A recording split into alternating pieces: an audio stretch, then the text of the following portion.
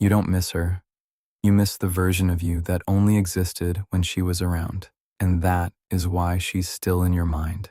Be honest for a second. You still think about her, don't you? Maybe not all day, maybe not like before, but enough for it to hit you out of nowhere.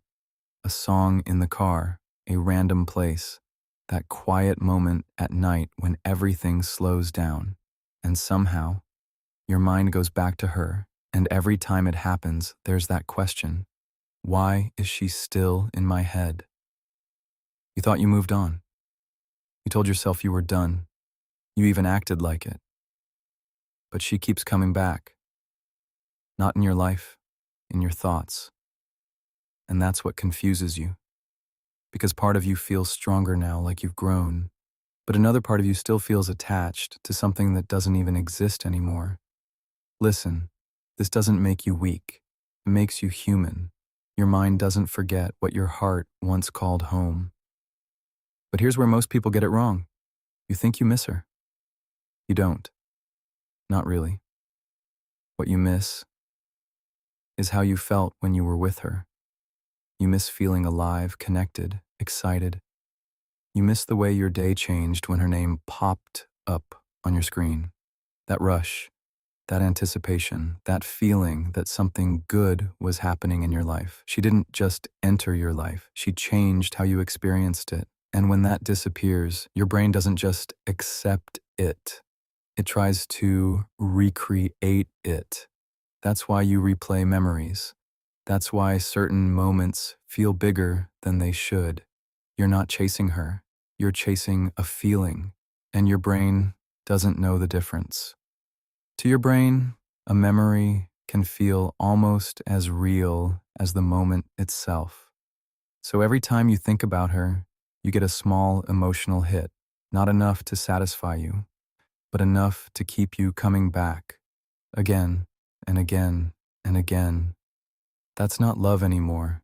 That's a loop, a mental habit. You think about her, you feel something, your brain remembers it, and then it brings her back again. And after a while, you start believing she still has power over you. But she doesn't. The loop does. And here's the shift that changes everything. You don't break the loop by trying to erase her. You break it by starving it. Most people do the opposite. They fight their thoughts. I need to stop thinking about her. But the more you resist a thought, the stronger it becomes.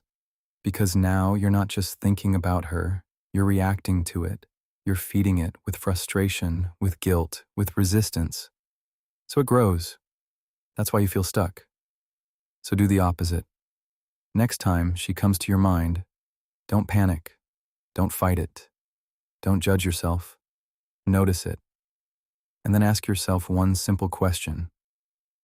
What am I actually feeling right now? Not why am I thinking about her? What am I feeling? Are you bored, lonely, lost, uncertain? Because most of the time, it's not about her. She's just the symbol your brain uses. And once you see that, everything starts to shift. Because now you're not trying to remove her, you're starting to understand yourself. But there's another truth you need to hear. You didn't just remember her, you edited her. Your mind kept the best parts, the laughs, the connection, the intensity, and it removed everything else, the doubts, the confusion, the things that didn't feel right. What you're holding on to isn't her.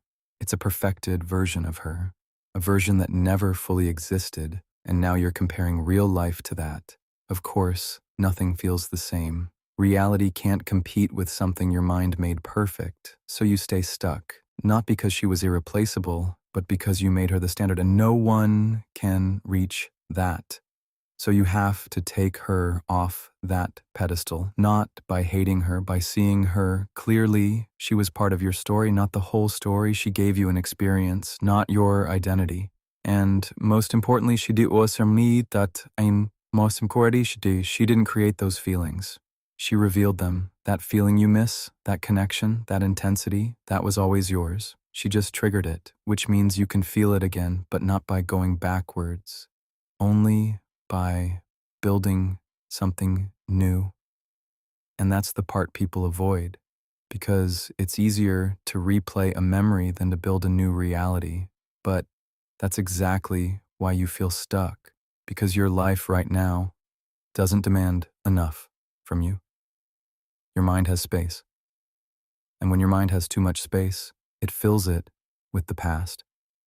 So the solution isn't just emotional, it's practical. You need direction, goals, focus, challenges, not as a distraction, as a purpose. Because when your life becomes bigger, the memory becomes smaller, not instantly, but inevitably. And one day, something changes. You think about her, and nothing happens. No pain, no tension, just a thought. And you keep going. That's when you realize something powerful. You didn't forget her. You outgrew her. You outgrew the version of yourself that needed her. That's real healing. It's quiet. It's discipline. It's the small choices nobody sees. Not checking her profile. Not replaying old conversations. Not feeding the loop. And it works, even when it feels slow. So if you're still thinking about her, don't panic.